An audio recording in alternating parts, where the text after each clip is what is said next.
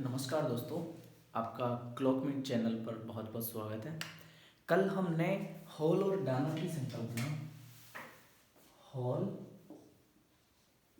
व डाना की संकल्पना पढ़ी थी। हॉल व डाना की संकल्पना देखी थी, जिसमें हॉल की संकल्पना में इन्होंने क्या करा था, ये संकल्पना दी थी। ये कैसे रिलेटेड संकल्पना दी थी दोस्तों? उसने भू अभिनीति से रिलेटेड संकल्पना दी थी।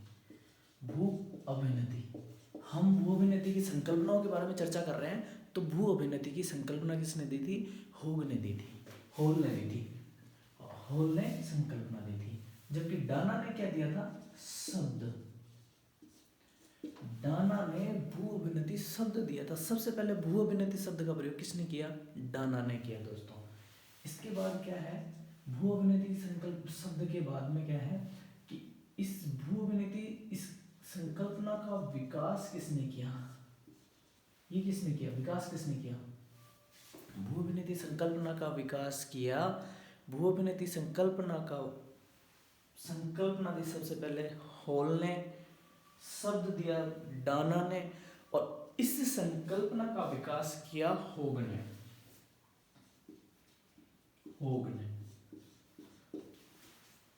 अब इसमें 3 क्लियर कट क्वेश्चन आ गए। एक ही शब्द से रिलेटेड 3 क्वेश्चन आएंगे। पूछेगा भू अभिनीति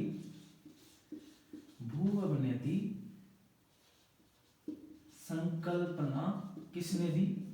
तो हम सबसे पहले क्या करेंगे? हॉल करेंगे। इसका आंसर क्या करेंगे? हॉल। इसके बाद इस शब्द को किसने दिया? क्वेश्चन पूछेगा शब्द का, तो उस शब्द का लिए क्या आएगा? शब्द के लिए क्या आएगा? डाना। और विकास का श्रेय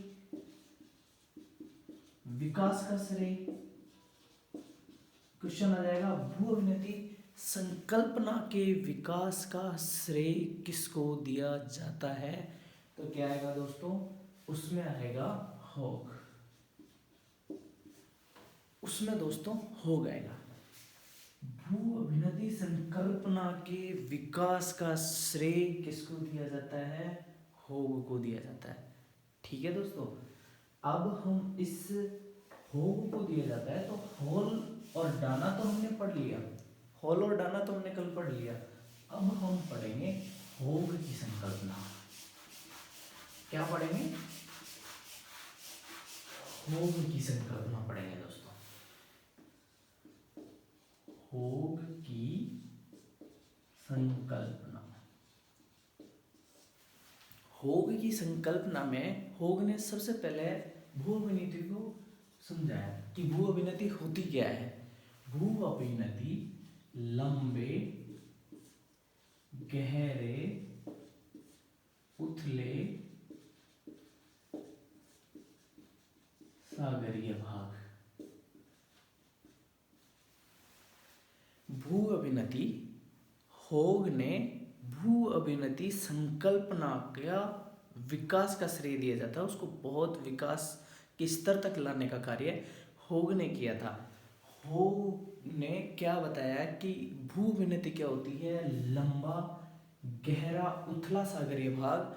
गहरा उथला सागरीय भाग क्या होता है? भू अभिनीति होता है। सेकंड क्या है? उन्होंने बताया कि लंबाई की अपेक्षा चौड़ाई कम। होग ने बताया कि जो भू अभिनीति होती है उसकी लंबाई की अपेक्षा चौड़ाई क्या होती है? कम होती है। लंबाई की अपेक्षा चौड़ाई कम होती है। लंबाई की अपेक्षा चौड़ाई कम होती है।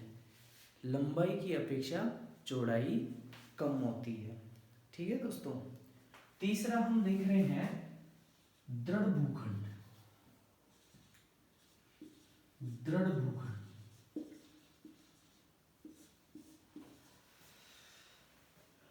दृढ़ भूखंडों के बीच होती है जो भू अभिनीति होती है। होग ने क्या बताया था कि जो भू अभिनीति होती है वो दृढ़ भूखंडों के बीच स्थित होती है। बीच स्थित होती है, दृढ़ भूखंडों के बीच स्थित होती है, भू अवनति दृढ़ भूखंडों के बीच स्थित होती है। इस तरह से 1 2 3 चीजें हमें नोट करनी है। कथन कारण में क्वेश्चन पूछ लेगा। कैसे कथन कारण का क्वेश्चन पूछेगा? होग की संकल्पना के अनुसार निम्न में से कौन सा कथन सत्य है, या निम्न में से ये 3 दे दिया, तीनों लंबे गहरे उतले सागरीय भाग हैं, लंबाई की अपेक्षा चौड़ाई कम है, दृढ़ भूखंडों के बीच स्थित है, तो वो चौथा क्वेश्चन दे देगा वलित पर्वतों से असंबंधित है, या उनसे वलित पर्वतों से होग की संकल्पना का संबंध वलित पर्वतों से नहीं है। तो हमें असत्य पूछा है, तो हमें वो इन 3 के अलावा जो है वो करना है। और वो पूछा है कि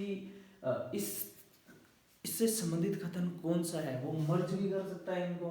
लंबे गहरे सागरीय उथले भाग जिनकी लंबाई की अपेक्षा चौड़ाई कम है और जो दृढ़ भूखंडों के बीच स्थित है।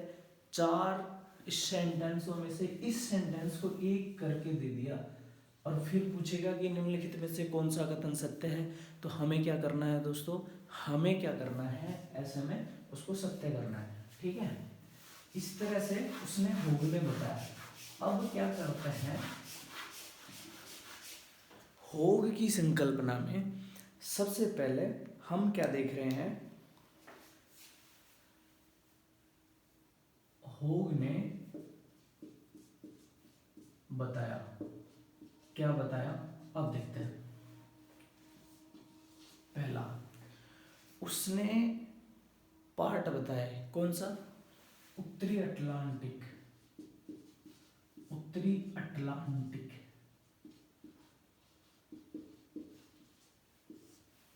पार्ट का के बताए हैं भूखंड के। होग ने 5 भूखंड बताए हैं, 5 भूखंड बताए हैं। और ये किस समय की बात है, होग ने जो ये बताया ये कब बताया है, प्राचीन पैलियोजोइक,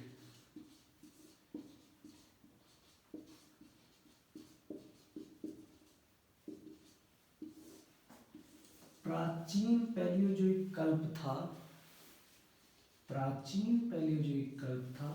इस प्राचीन पैलियोजोइक कल्प का उसने क्या बनाया, मानचित्र बनाया, मानचित्र बनाया। और इस मानचित्र पर उसने सबसे पहले प्राचीन इनका वो था, उस मानचित्र में उसने 5 भूखंडों को दर्शाया। कौन से भूखंडों को दर्शाया, 5 भूखंडों को दर्शाया। सबसे पहला उत्तरी अटलांटिक, दूसरा उत्तरी अटलांटिक भूखंड, उत्तरी अटलांटिक भूखंड, दूसरा है सिनो-साइबेरियन, सिनो-साइबेरियन, तीसरा है, दूसरा है सिनो-साइबेरियन, तीसरा है ब्राजील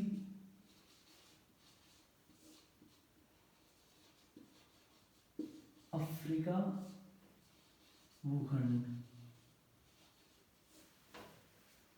ब्राजील अफ्रीका भूखंड, ब्राजील अफ्रीका भूखंड।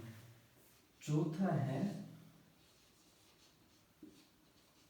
ऑस्ट्रेलिया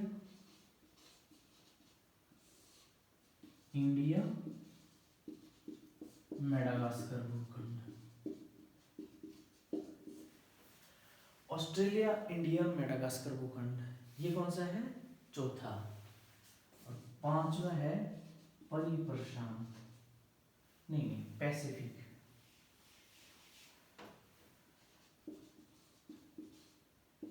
पैसिफिक भूखंड। इस तरह से दोस्तों उत्तरी अटलांटिक भूखंड, सिनो-साइबेरियन भूखंड, ब्राजील अफ्रीका भूखंड, ऑस्ट्रेलिया इंडिया मेडागास्कर भूखंड, पैसिफिक भूखंड, इस तरह से 5 भूखंडों में बांटा है।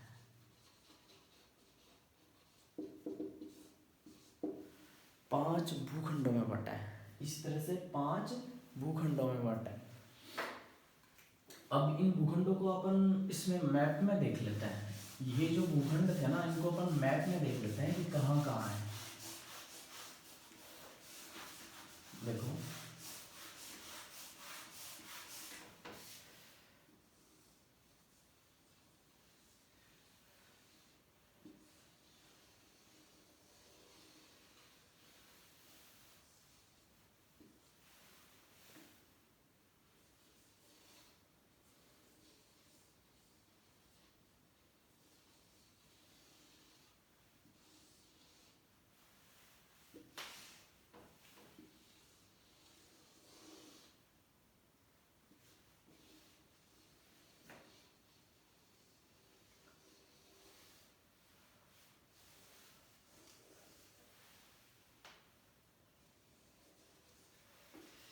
अच्छा दोस्तों, ये मैप है। इसमें क्या था कि ये जो अटलांटिक वाला पार्ट है ना, ये वाला अटलांटिक, एक तो ये वाला भूखंड था, ठीक है, ये वाला क्या था, भूखंड था, सिनो साइबेरियन भूखंड था, सिनो साइबेरियन भूखंड था। इधर पैसिफिक भूखंड था, पैसिफिक भूखंड था। ये दोनों टच थे, ये ब्राजील अफ्रीका, अफ्रीका भूखंड था। ठीक है दोस्तों, इसके बीच में क्या था, इनके बीच में रॉकीज जो यहाँ है, ये क्या था, भू अभिनति, भू अभिनति। ये क्या था दोस्तों, भू अभिनति था। ठीक है, ब्राजील अफ्रीका, ये इंडिया हो गया, ये इंडिया यहाँ था पहले, जब ये था ऑस्ट्रेलिया इसके साथ में टच था। मेडागास्कर आज भी वही है, तो मेडागास्कर, इंडिया, ऑस्ट्रेलिया, ये तीनों क्या था, भूखंड था। इसके बीच में रॉकीज हो गया, ये जो रॉकीज था, ये भूअभिनति अभी जो है ये इससे सटी हुई थी, ये पहले इधर था तो ये यहाँ था, मतलब रॉकीज यहाँ था। यूराल, ये भी भूअभिनति थी, रॉकीज, यूराल, दो ये भूअभिनति हुई। इसमें पैसिफिक,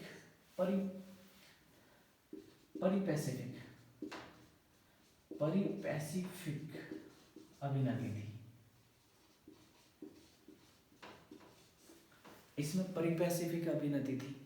ठीक है दोस्तों, और जो इसके पास थी वो 33 अभिनति थी, जहां क्या है, हिमालय आज, जो पहले यहाँ था। तो इनके बीच में ये 5 के बीच में ये 4 भू अभिनतियां थी, 4 भू अभिनतियां थी, 4 भू अभिनतियां थी। अब उन्होंने, होग महोदय ने क्या किया कि इसको समझाने के बाद में होग महोदय ने क्या किया, होग महोदय ने किया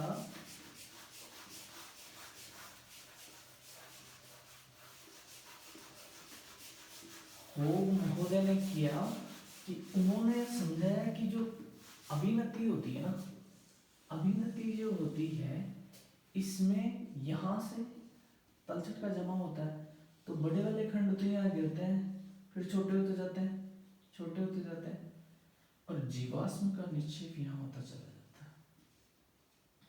जीव जंतु यहाँ रहेंगे, यहीं तलछट पे जम जाएंगे, बड़े खंड, छोटे, इस तरह से होता है। जीवाश्म का निक्षेप होता है, निक्षेप होता है।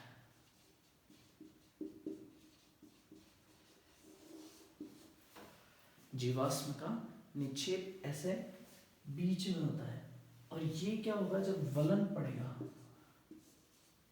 ये वलन पड़ेगा, यहाँ ऐसे है, इस पे प्रेशर पड़ेगा, ये भाग ऊपर उठ जाएगा, फिर अब ये ऊपर उठ गया, इसमें क्या मिलेगा, यहाँ जीवाश्म मिलेगा, जीवाश्म मिलेगा, फिर ये और ऊपर जाएगा। तो इस तरह से वलन में ऐसे ऐसे होगा, इस पार्ट में क्या मिलेगा, जीवाश्म। यहाँ क्या मिलेगा, जीवाश्म मिलेगा दोस्तों। ठीक है दोस्तों, इस तरह से। और इसका निरंतर हो ये भी जरूरी नहीं है, लेकिन इसमें ये है कि उन्होंने जो पिछली संकल्पना थी उसी का इन्होंने विकास किया, और इन्होंने बताया कि ये निरंतर गहरी होती है। जो भू अभिनति है ये निरंतर दबाव की वजह से गहरी होती है, गहरी होती रहती है, निरंतर गहरी होती रहती है। ठीक है दोस्तों, इस तरह से होग महोदय ने इस संकल्पना को विकसित किया, और इस संकल्पना की कुछ आलोचनाएं भी हैं। उन आलोचनाओं में ये है कि जो ऊंचे ऊंचे वलित पर्वतों में जो पाई जाने वाली चट्टान होती हैं उनका निक्षेप उथले समुद्रों में हुआ है, इस तरह की आलोचनाएं उसमें थी। ठीक है दोस्तों, अब इसके बाद हम इवांस की संकल्पना देखेंगे नेक्स्ट। ठीक है, धन्यवाद।